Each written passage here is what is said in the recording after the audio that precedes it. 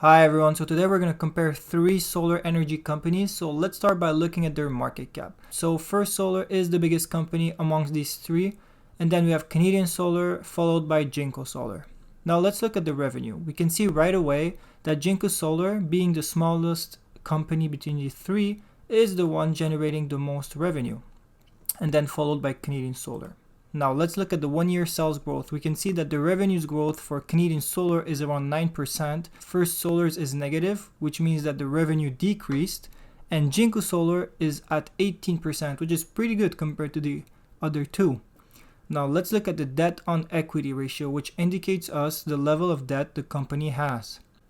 We can see that Canadian Solar and Jinko Solar both have a debt on equity around 2, whereas Canadian Solar is only at 0.05. What this means is that First Solar has a lot less debts on its balance sheet than the others, which makes it a safer and a less risky investment. And to complement this, we can look at the quick ratio, which measures a company's capacity to pay its current liabilities, and we can see that this is showing us similar results to the one that we just saw.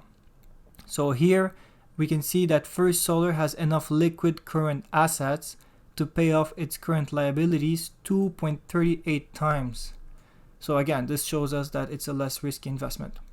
This being said, keep in mind that sitting on a lot of cash isn't necessarily a good thing, since that cash is not being invested anywhere or in good projects and it's not producing any value. Now let's continue with the asset turnover, which is a ratio of productivity that tells us how effectively the company is using its assets to generate sales.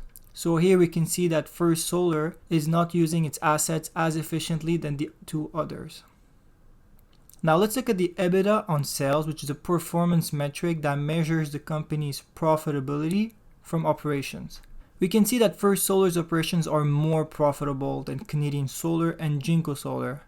And we can see that even though Jinko Solar is generating twice the revenue of First Solar, its operation margins are very low compared to First Solar. Now if we look on the return on equity, we can see that Canadian Solar is above the others and that Jinko Solar is very low relative to Canadian Solar and First Solar. And the reason for this is that the company generated very little earnings, which can be explained in part by the lack of operating margins that we just saw here. So which one is the best investment? Well, Jinko Solar's revenue are growing faster, but as we saw, its margins of profitability isn't as good as the other two, and it's not producing a lot of earnings.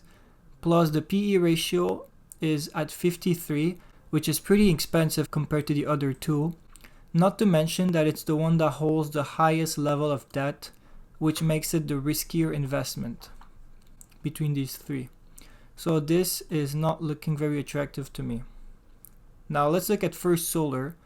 We saw that its sales have been decreasing, so even though the company's margins are pretty high, the sales are not following, so this is not a very good sign for me.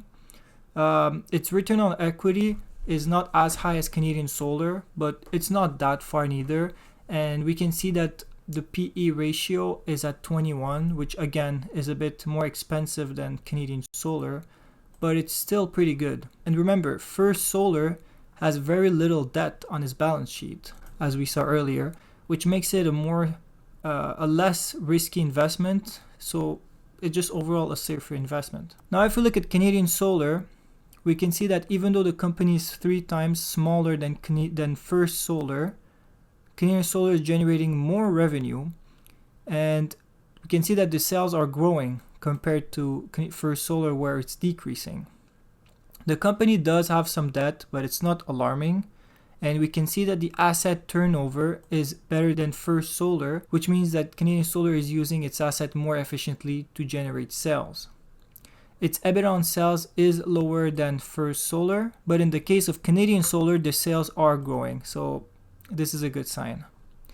Now the return on equity is above all the others, and on top of this, the PE ratio is only at 16, which is very cheap relative to the other two. So if you're looking for the least risky investment, First Solar would be a good choice, but if you're looking for that higher growth, I would definitely go with Canadian Solar, especially looking at how cheap it is with a PE ratio of 16. Thank you for watching. If you want to see more content like this, please subscribe to my channel and tell me which companies you would like me to analyze.